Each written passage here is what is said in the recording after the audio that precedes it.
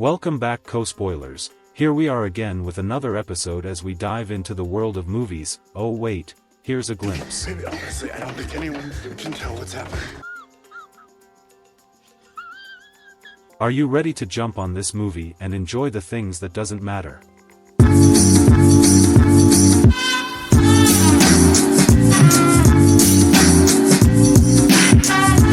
Okay. Anyone knew Cameron Diaz? I mean, if you're 1990s kid, then for sure you know her, as she got that video that got public and never got removed from the internet. She is way too gorgeous and very stunning whatever movie she starred at. So enjoy the show and be on your way. 3 years ago, Cameron Diaz and Jason Segel worked together in a movie called Bad Teacher, directed by Jake Kasdan. They had a great and suggestive connection on screen. She was the teacher in the film who was not good, a woman who drank a lot and was only working with children because she needed money to have surgery on her breasts. He was a laid-back gym teacher who could see her imperfections and tricks, but still wanted to spend time with her. It was a movie that only had one joke, but there were enough different versions and variations of that joke to make it somewhat enjoyable. Now, Diaz and Segel are acting together again in a movie called Unique Tape, but their characters are so hard to understand as real people that it's difficult to even recognize them, let alone figure out if they have any fun, inappropriate chemistry. She is a married woman with 2 children who stays at home and writes a blog about her family, and not much else. He is her partner and he has a job at a radio station, possibly. They create a special recording to add excitement to their previously enthusiastic marriage. But it accidentally becomes available to the public. This movie only has one joke and it feels like it only has one joke. The idea behind it is fancy but ends up being unbelievable and full of problems in the story. Also, the way these foolish characters rush into a crazy all-night adventure to fix their mistake feels forced and not funny at all. Furthermore, the idea of creating a special tape and then feeling embarrassed about it seems outdated at this time, as if everyone involved didn't understand the current trends for maximum importance and originality about 5 years ago. There are many advanced devices available now that can help us make our own high-quality home cinema, and they are more common than ever. This is especially evident in the show called Unique Tape. It is basically a very long advertisement for Apple products disguised as a harmless and heartwarming comedy about an old married couple finding each other again. The camera on the iPad is really good. It's sitting on top of a laundry basket as Diaz's Annie and Segel's Jay mimic every pose from the popular 70s book called The Joy of Unique. And the cloud is really impressive too. It can gather all kinds of digital information in a way that even the people who made this movie don't fully understand. Life was easier when Annie and Jay were young. We first see the couple in college, having fun and being intimate all the time. Their main characteristic is that they enjoy being different from each other. But maybe they did. Jumping forward 10 years, Diaz will be 32 even though she will actually be close to 42. This fact is not important and only a small thing that diverts the attention. They still have love and attraction for each other, but because of their responsibilities like work, children, school, and household tasks, they don't have as much time or energy to show their affection as intensely as they used to. It occurs when Annie sends the children to Grandma's house for the night. She and Jay try to have some fun together, but they struggle at first. After drinking a few shots of tequila, they end up making their own homemade adult video. Diaz and Segel take off all their clothes and are willing to do any silly thing that happens, but there's something rigid about the way Kasdan directs these scenes and Segel's acting overall.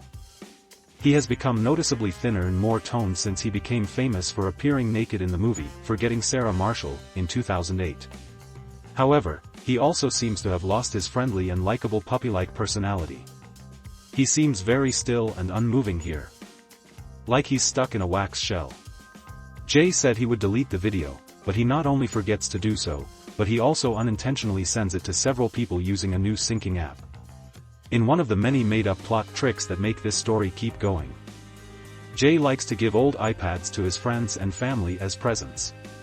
So now all these folks can use their silly behavior, which took place for 3 hours.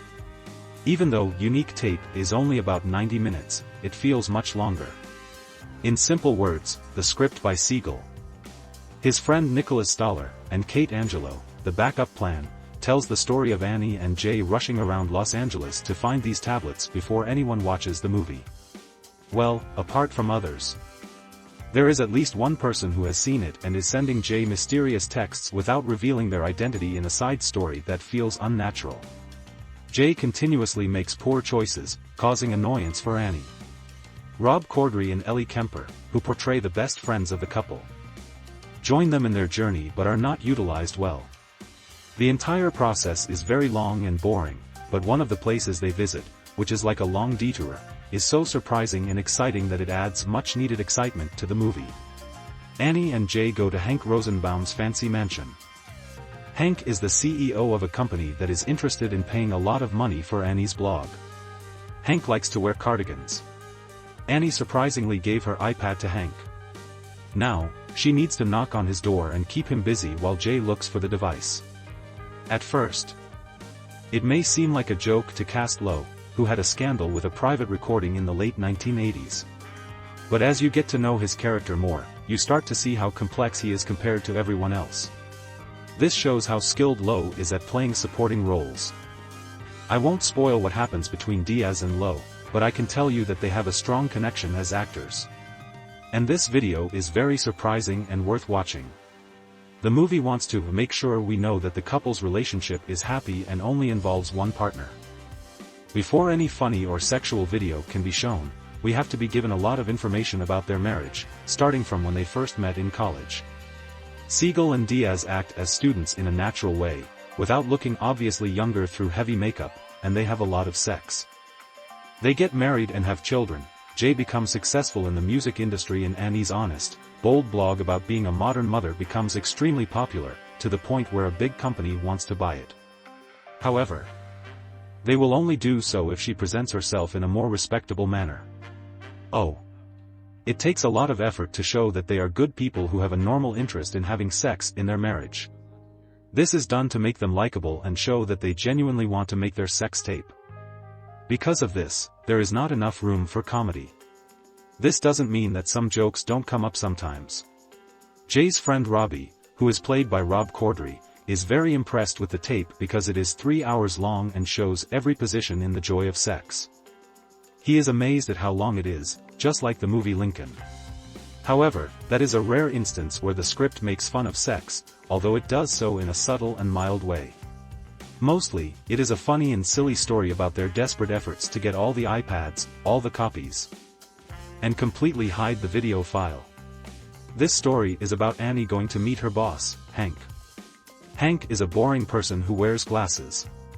But, surprisingly, he is actually a wild and crazy person. However, he doesn't have any funny lines. Finally, a sleazy person who makes money from online pornography, portrayed by Jack Black, talks to the couple about how unhappy people usually make sex tapes. You can tell he's sleazy because he smokes an e-cigarette, which is becoming a common trait for rebellious characters on screens. He talks seriously about Paris Hilton and Pamela Anderson, who are suspected of purposefully sharing their videos, unlike our innocent heroes. Their video showing them having sex, and the movie based on that video, are not particularly funny or appealing. Jake Kasdan's movie doesn't have any cynicism or irony which could have made the topic more interesting.